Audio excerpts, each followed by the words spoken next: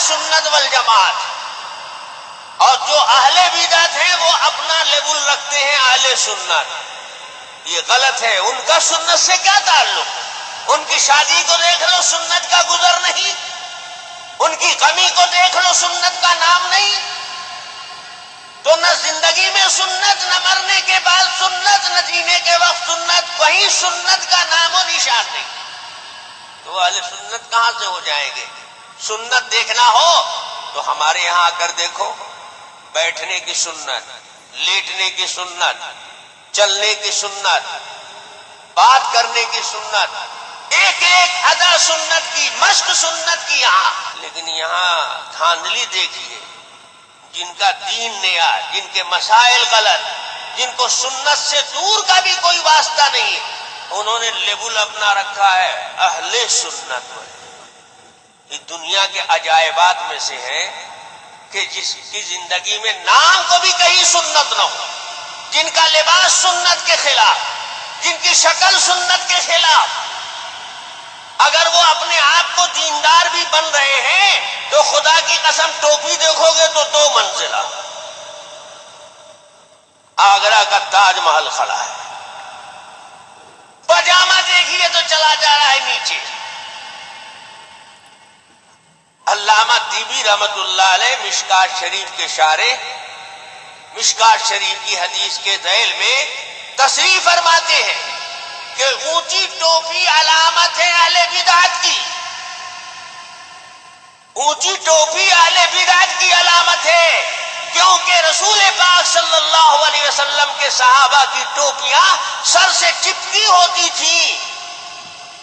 یہ دیوبند کا فتویٰ نہیں ہے، کہیں آپ یہ نہ کہیے گا کہ طاہر حسین نے یہ بات کہہ دی. نہیں، میں تو علامہ طیبی کی بات کو نقل کر رہا ہوں. سوچیے علامہ طیبی کتنی صدیوں پہلے گزرے، وہ بتاتے ہیں کہ اونچی ٹوپی اہل بدعت کی علامت. تو یہ آگرہ کا تاج محل جو سروں پر ہے، یہ اعلان کر رہا ہے کہ ہمارا اہل سنت سے کوئی تعلق نہیں. اب پاجامہ تو بڑے بھائی کا لگتا ہے، رات کے اندھیرے میں پہن کر چلے آئے ہیں.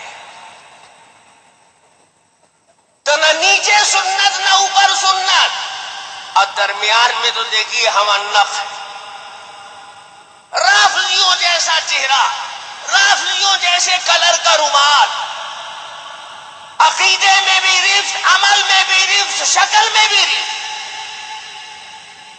تو سنت سے کوئی جوڑ نہیں، لیکن لیبل اہل سنت کا ہے.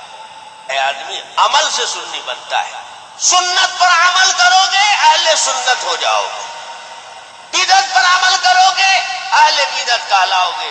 چاہے اپنے سے کوئی بھی نام اپنا رکھ لو، اپنے سے نام رکھ لینے سے حقیقت نہیں بدل جاتی.